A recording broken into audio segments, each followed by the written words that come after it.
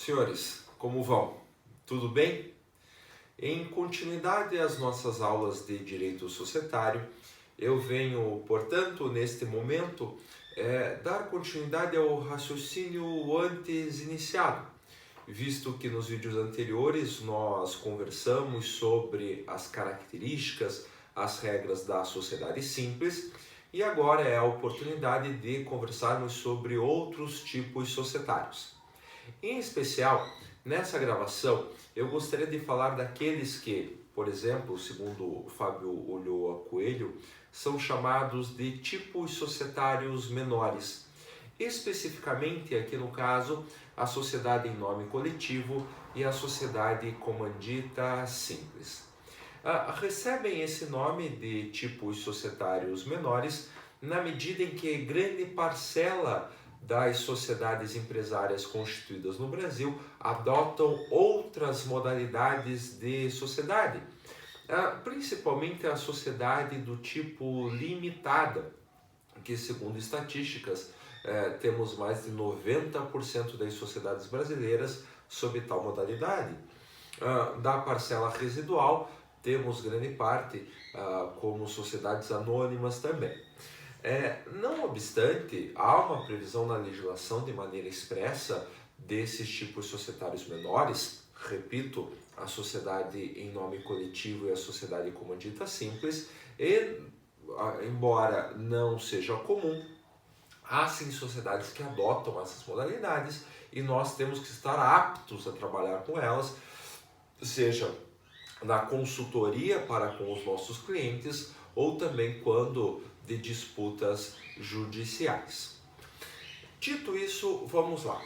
A sociedade em nome coletivo, antigamente conhecida como a sociedade familiar.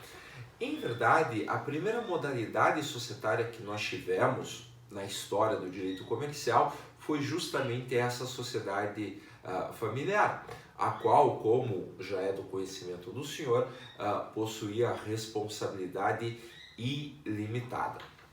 Mas antes de adentrarmos a essas minúcias, há de se saber que às sociedades em nome coletivo se aplicam todas as regras que nós conversamos sobre a sociedade simples, com pontuais modificações.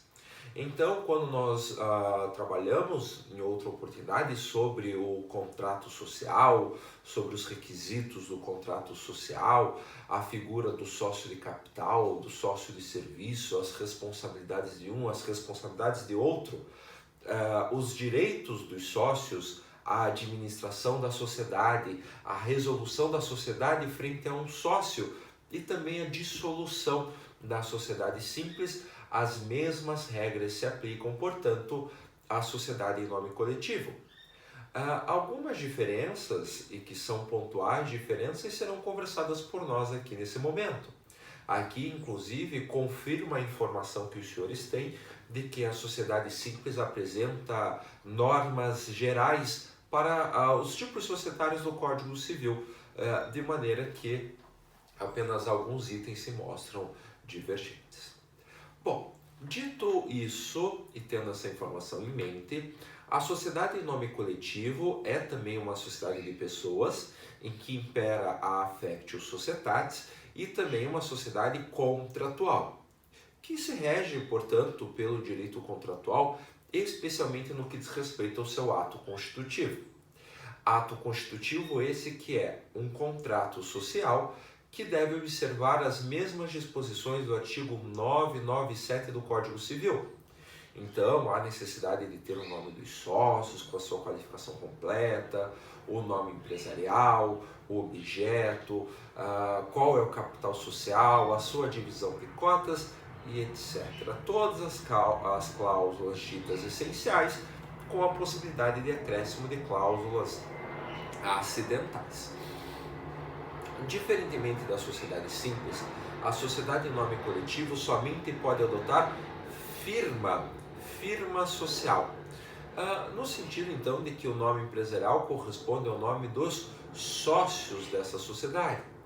Como você já conhece, nome empresarial, não necessariamente o nome por extenso ou o nome de todos os sócios, mas sim a referência ao nome ou ao sobrenome de um dos sócios, e quando são vários sócios pode ter a expressão e companhia, e irmãos, e família, ou seja, que traga esse sentido, essa informação, o aspecto objetivo do nome empresarial, da informação a qualquer terceiro de quem são os componentes daquela sociedade empresária. Já falando sobre esse assunto, a sociedade em nome coletivo é essencialmente uma sociedade empresária, então que exerce empresa. Desse modo, o contrato social, diferentemente da sociedade simples, será levado a registro no Registro Público de Empresas Mercantis e Atividades Afins, que nós conhecemos por junta comercial. Então, a atividade registral dos atos da sociedade em nome coletivo serão, portanto, realizados junto ou perante a junta comercial. Quando eu falo que o nome empresarial será composto necessariamente por firma, eu me recordo que essa sociedade em nome coletivo somente admite sócio pessoa física. Somente pessoas físicas, pessoas naturais, é que podem pertencer a uma sociedade em nome coletivo. Não necessariamente todos da mesma família, embora conhecido como sociedade familiar, mas eu não posso ter uma pessoa jurídica, algo que é absolutamente comum, que pertença ao quadro societário. Não obstante, tal como na sociedade simples, admite-se a figura do sócio de serviço.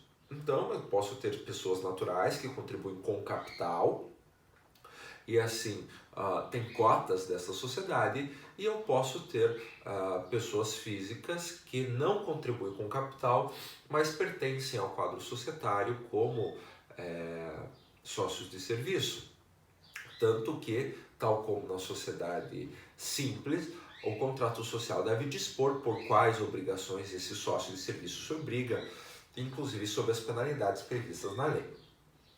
Já na sociedade em nome coletivo, da mesma forma, a administração, por óbvio, é realizada por uma pessoa natural. No entanto, tratando-se de uma sociedade em que a factio societatis é muito importante, a administração só pode ser realizada por sócio. Não importa se esse sócio é nomeado em contrato social ou em ato separado. Não tem problema nesse sentido. No entanto, tem que necessariamente ser um sócio. Perfeito.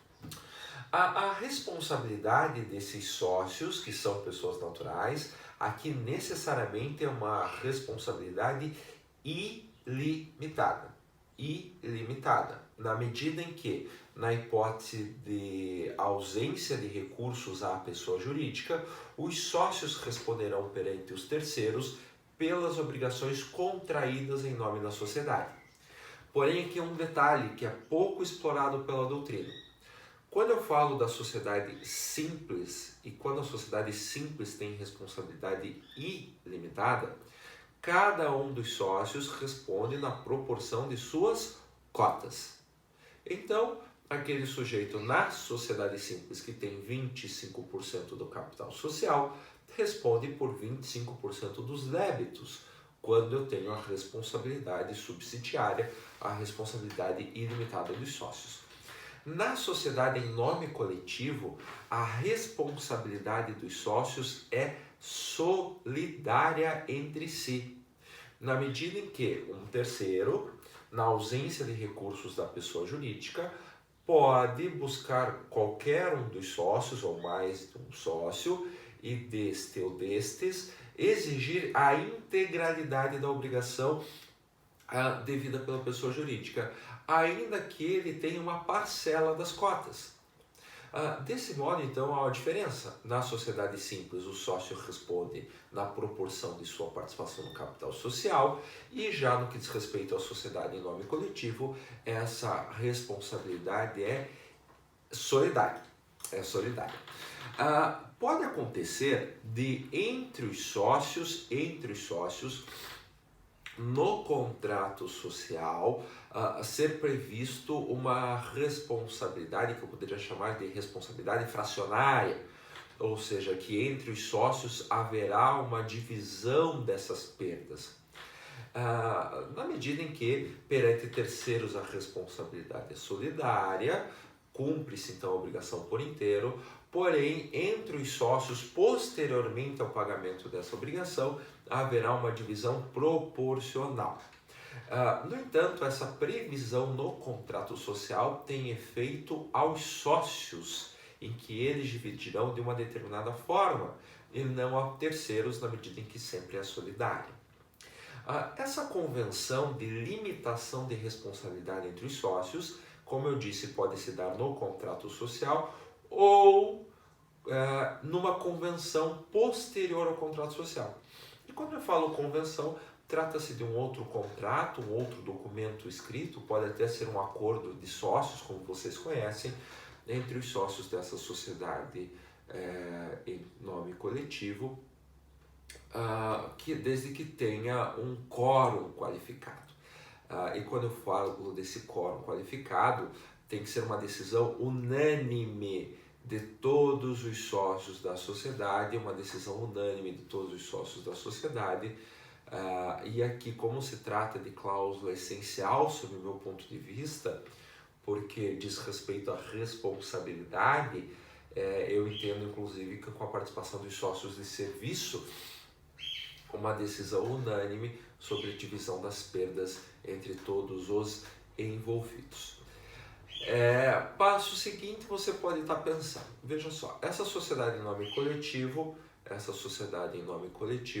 ela parece que só tem prejuízos ou dificuldades frente a outros tipos societários, aos sócios, porque embora seja sociedade empresária, a responsabilidade é ilimitada. Além de ser ilimitada, todos os sócios respondem solidariamente perante terceiros. Além disso, só pode ter firma social e tem que observar as regras da sociedade simples. É verdade.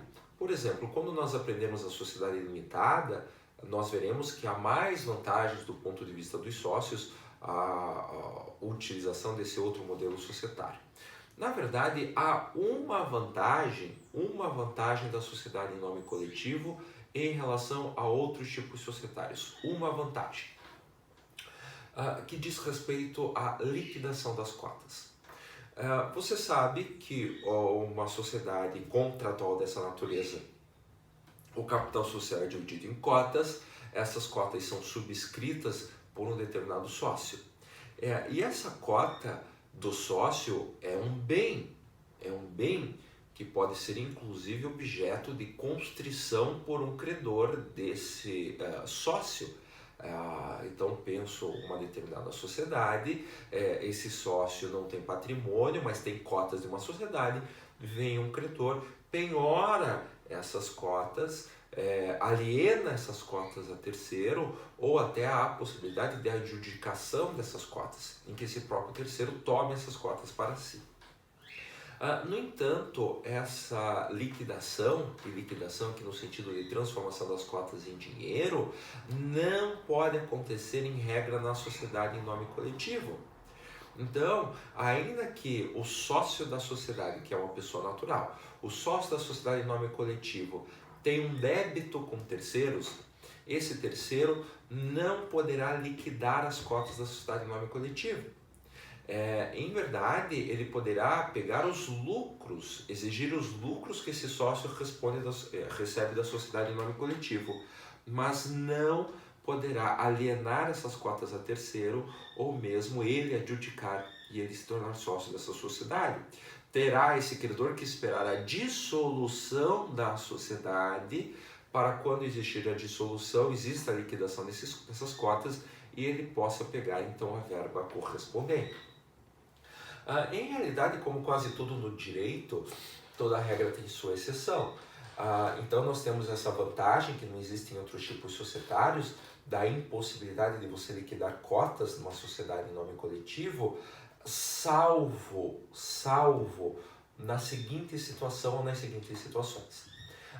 Primeiro, essa regra ela vale para quando a sociedade é constituída por prazo indeterminado ou por prazo determinado. Então, em uma situação ou outra, o terceiro não vai poder liquidar as cotas do sócio.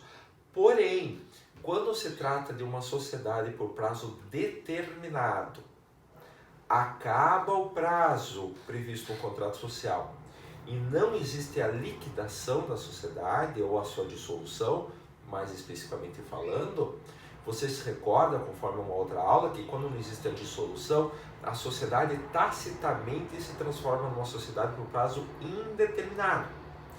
Nessas situações em que acabou o prazo previsto no contrato social, não houve manifestação dos sócios e a sociedade se transforma em prazo indeterminado, daí é possível um terceiro liquide as cotas do sócio. Porque aquela previsão inicial do prazo em que ele estava esperando, então tá bom, tenho que aguardar o prazo determinado. Aguardo o prazo determinado. Acabou o prazo, ninguém falou nada, houve a transformação em prazo indeterminado da sociedade. Aí a lei autoriza, o Código Civil autoriza que exista então a liquidação das cotas do sócio. Essa é a primeira exceção. A segunda exceção também diz respeito ao prazo. Quando eu tenho uma sociedade por prazo determinado, chega-se ao final do prazo previsto no contrato, os sócios sabem que elas se transformaram em prazo indeterminado, mas os sócios eles deliberam pela prorrogação dessa sociedade. Porque veja, há a possibilidade de os sócios modificarem o contrato social por decisão unânime, modificarem o contrato social e falarem, olha, essa sociedade que tinha prazo de duração, por exemplo, de 2 anos, vai ter mais 5 anos de prazo de duração. Então eles modificam o prazo para não acontecer a dissolução da sociedade, e aqui eu vou chamar de uma prorrogação expressa. Quando existe essa prorrogação expressa, por óbvio, essa alteração do contrato social tem que ser arquivada lá na junta comercial, como você sabe. A partir do momento que acontece o arquivamento na junta comercial, torna-se pública então a prorrogação. Aí aquele terceiro que estava esperando a dissolução da sociedade para poder liquidar as cotas, ele, quando acontece o arquivamento na junta comercial, ele terá 90 dias para se opor a essa prorrogação. Oposição essa que se dará judicialmente. Seria uma hipótese aqui, inclusive, de pedir a dissolução da sociedade. Ele se opõe à prorrogação expressa da sociedade e ele tem um prazo de 90 dias a partir do arquivamento, dizendo que ele não concorda com a prorrogação e que ele é credor do sócio e que ele quer proceder à dissolução e, portanto, à liquidação das cotas desse sócio da sociedade em nome coletivo. Fora isso, então, esse cenário, que é a única grande diferença, ou pelo menos a vantagem desse tipo societário frente aos demais, a sociedade em nome coletivo ela começa com o contrato social, aplicam-se todas as regras da sociedade simples, inclusive no que diz respeito à dissolução. Então, as hipóteses de dissolução da sociedade, de dissolução ato, também aplicam-se à sociedade em nome coletivo.